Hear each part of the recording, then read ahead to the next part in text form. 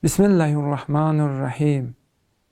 Həzrəti Ali aleyhissalam buyurur, qəzəb bir şərdir ki, ona itaat etsən, səni viran edər.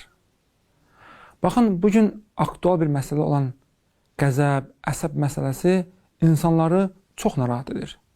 Daim insanlar sorğusal edirlər ki, mən necə edim ki, öz əsəblərimə hakim olum, qəzəblərimi kontrol edim, get-gedə nevroz oluram, halım pisləşir, insanlara acılayıram, yoldaşımla yola gedə bilmirəm, yoldaşım mənə əsəbimi pozub, məni nevroz edibdir. Bu, elə bir problemdir ki, bütün hal-hazırda xəstəliklərin kökündə həmin o qəzəb durur hal-hazırda. İnsan ilk öncə özünə agah olmalıdır.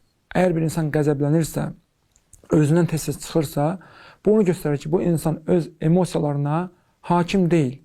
Bilirsiniz, insanı ən çox narahat edən emosiyalardır. Bizim bir düşüncəmiz var, bir emosiyalarımız var, bir davranışımız var. İnsan qəzəblənən zaman bu qəzəb bir hissdir. O hissi yaşayır. Bu hiss düşüncədən yaranır. Düşüncə negativdirsə, bu istir negativlik ailə daxili olsun, istir ailədən kənar hansı bir insan barədə olsun, dünya barədə olsun.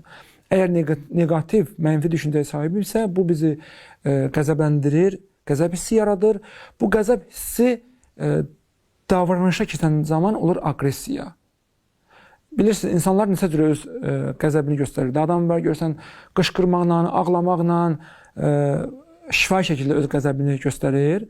Adam var, əməllə göstərir. Qab vurur, sındırır, qapını çırpır, kimisə vurur, kimisə təhqir edir, söyür. Bu artıq davranışla, bu artıq aqressiyadır. Bu zaman qəzəbi göstərir. Bu ona göstərir ki, bu insan öz duyğularına, emosiyalarına hakim deyil. Bundan əziyyət çəkir. Bu da zamanla olur. Bunun müxtəlif səbəbləri var, kökləri var. Bu insanın zəifliyinin göstəricisi. İnsan zəifdir. Çox zəif bir varlıqdır. Xüsusən də əgər qəzəbinə hakim deyilsə, o insan zəifdir. Mütləq bunun üzərində işləməlidir, öz üzərində işləməlidir ki, öz qəzəbinə hakim olsun. Günlərin bir günü Peyğəmbərimiz, bir hadisə danışmaq istəyirəm bu barədə. Günlərin bir günü Peyğəmbərimiz bir yoldan gedirdi, gördü ki, bir izdiham yığılıb, cəmaət yığılıb, bir güclü bir şəxs ağır bir daşı qaldırır.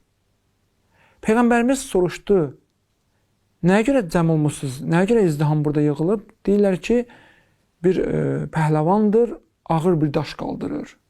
Və cəmaət də bunu eləyir, təşviq edir, bunu alqışlayır. Peyğəmbərimiz buyurdu, sizə deyimmi qəhrəman kimdir? Dedilər, ya Rasulallah, buyur. Peyğəmbər buyurdu ki, qəhrəman o şəxsdir ki, bir şəxs onu söysə, qəzəblənməsin, səbr etsin, nəfsinə və şeytana qələbə çalsın.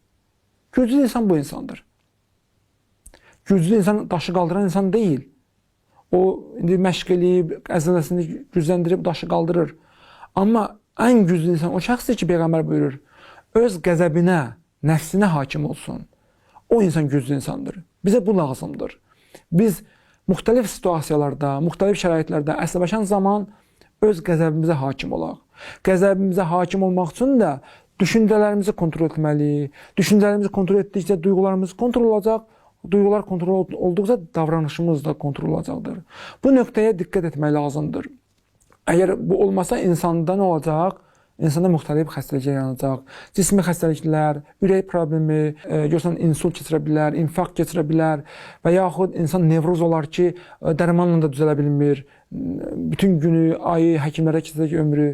Ona görə insan nə qədər o həddə çatmayıb, mütləq öz qəzəbinə hakim olmağa çalışsın. Əgər özü bacarmırsa, mütləq bir psixoloji dəstək alsın ki, öz qəzəbinə hakim ola bilsin. Vəssalamu aleykum və rəhmətullahi və bərəkatuhu.